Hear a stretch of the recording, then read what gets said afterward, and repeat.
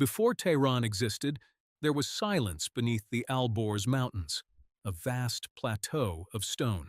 Nomadic tribes moved through these highlands, their black tents scattered across the wilderness.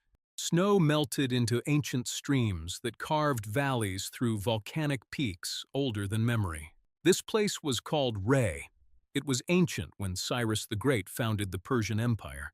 From that barren plateau, surrounded by desert and mountains, a defiant city would one day rise. Stay with us through 12 minutes, 4,000 years, and one extraordinary transformation. In the beginning, Ray thrived as a crossroads where east met west beneath Mount Damavand. Silk Road caravans arrived laden with Chinese porcelain, Indian spices, and Roman gold coins. The Zoroastrian fire temples burned eternally, their flames reflected in polished copper. Priests in white robes tended sacred fires, believing flame was divine truth made visible. By the year 900 AD, Ray had become one of the Islamic world's greatest jewels, rivaling Baghdad. Its libraries held 100,000 manuscripts on mathematics, astronomy, medicine, and philosophy. Scholars from Cordoba to Cairo traveled months to study in Ray's legendary House of Wisdom. The bazaar stretched for miles, alive with cardamom, saffron, and roasting lamb on iron spits. The city's wealth was legendary, its scholars famous, its merchants rich beyond measure. But greatness attracts destruction.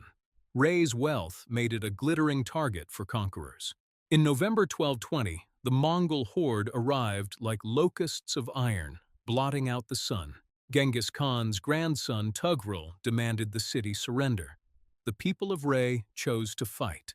For 7 days, siege engines hurled stones that shattered walls built to withstand centuries. When the walls fell, the Mongols showed no mercy to the million souls trapped inside the city. Over 150,000 people died in the massacre, their blood running through streets. The great libraries burned for weeks, their smoke visible from mountains 50 miles away. Survivors fled through mountain passes, carrying nothing but clothes on backs and horror memories.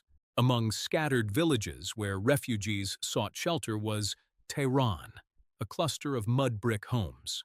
It was unremarkable, invisible, protected by its own insignificance from the eyes of conquerors. For 300 years, Tehran remained a farming village of 3,000 souls at most. The soil was fertile, watered by qanats. Underground channels dug through solid rock for miles. These ancient tunnels brought snowmelt from the Alborz peaks to the roots of pomegranate trees. Life moved slowly to the rhythm of seasons, planting and harvest, birth and death, hidden away. The world forgot this place existed, and that anonymity became Tehran's greatest protection. But in 1786, Aga Muhammad Khan Qajar made a decision that altered the course of Persian destiny. He declared this obscure mountain village the new capital of Persia, abandoning Isfahan's glory. Foreign ambassadors laughed at the choice, calling it a village of mud pretending to be a capital. But the Khan understood Tehran's position between mountains and desert was perfect for defense. The Alborz range formed a natural fortress wall. The Dasht-e-Kavir desert protected the south. Within a generation, palaces rose where orchards stood, their mirrored halls reflecting light. The Qajar dynasty transformed Tehran from village to city, building Golistan Palace with marble. European architects arrived to design boulevards wide enough for cavalry charges and parades. Persian miniaturists painted walls with legendary kings and battles, gold leaf gleaming bright. By 1850, Tehran held 70,000 souls, a fraction of Ray's glory, but growing fast. The bazaar expanded like a living organism, its vaulted brick corridors stretching for miles. Merchants sold Russian samovars to Indian textiles, Chinese tea to European rifles and powder. Tobacco smoke from water pipes mixed with fresh-baked sangak bread and the scent of rosewater. The streets filled with merchants, scholars, soldiers, and pilgrims from every corner of Persia. Yet, beneath the surface, revolution was brewing like a storm gathering strength in the mountains.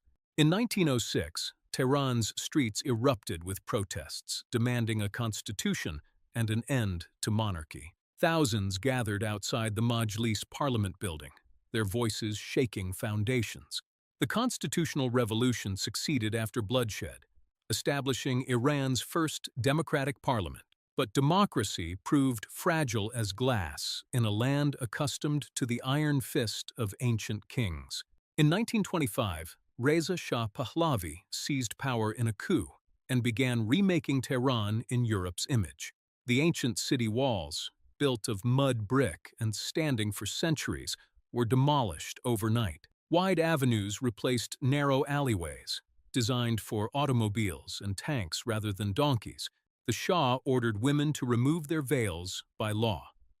Traditional dress was banned in public. Oil had been discovered in Khuzestan province. Its black wealth flowed through Tehran like blood.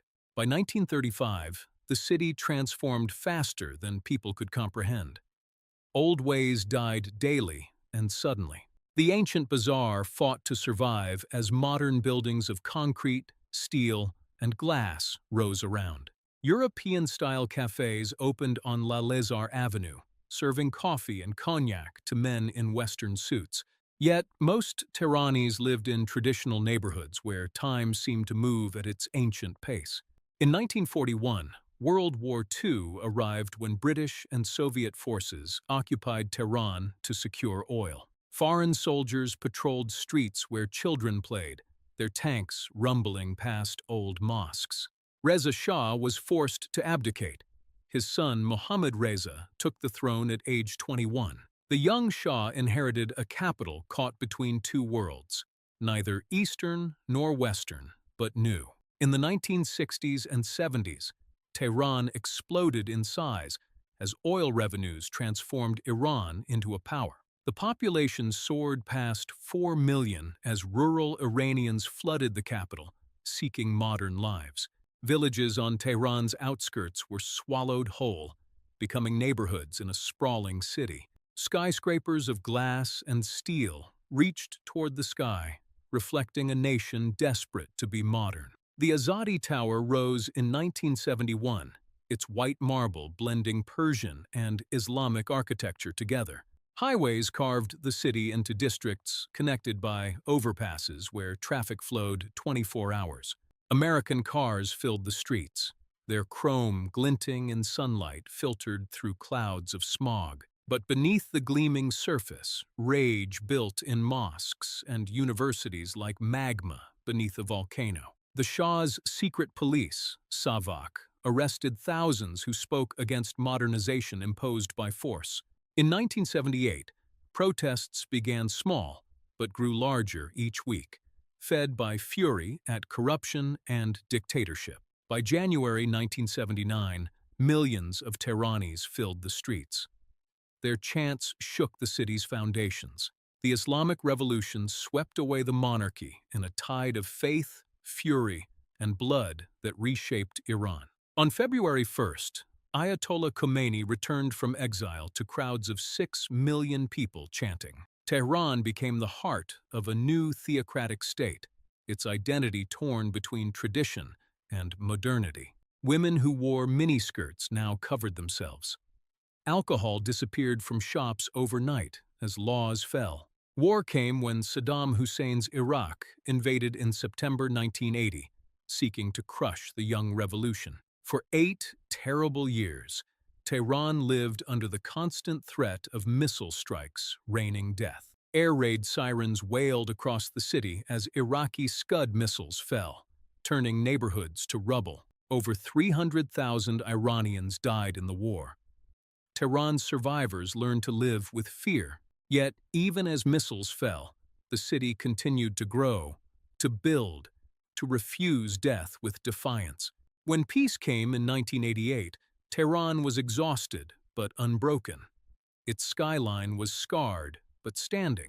The population swelled past 8 million as Iranians from every province sought opportunity. The city sprawled outward and upward, consuming farmland and climbing the Alborz slopes in concrete. By the year 2000, Tehran had become a megacity of stark and jarring contradictions visible daily. Ancient bazaar corridors existed beside air-conditioned shopping malls selling Samsung phones. Women in full black chadors walked past women in designer jeans and headscarves pushed back to show hair. The internet arrived, connecting young Iranians to a world their government desperately tried to control. In June 2009, Green Movement protests erupted when millions claimed the presidential election was stolen. For weeks, Tehran's streets filled with protesters wearing green, their voices demanding freedom. The government responded with bullets and batons. The movement was crushed beneath boots and arrests, but the spirit of resistance that defined Tehran for 4,000 years remained alive underground. Today, Tehran is home to over 9 million souls, the chaotic heart of a nation caught between worlds. The smog hangs heavy like a brown blanket, born from 6 million cars and factories burning. Yet on rare, clear winter mornings, Mount Damavand watches over the city, its snow-capped peak eternal. Tehran survived Mongol massacres, revolutions, 8 years of war, and decades of international sanctions. The ancient bazaar still thrives in the old city center, its vaulted corridors alive with voices. Saffron and dried limes fill the air, mixing with the smoke of kebabs grilling over charcoal. Young Tehranists sip espresso in underground cafes decorated with banned Western art, dreaming of change. They navigate a society of strict public rules and private freedoms, living double lives every day.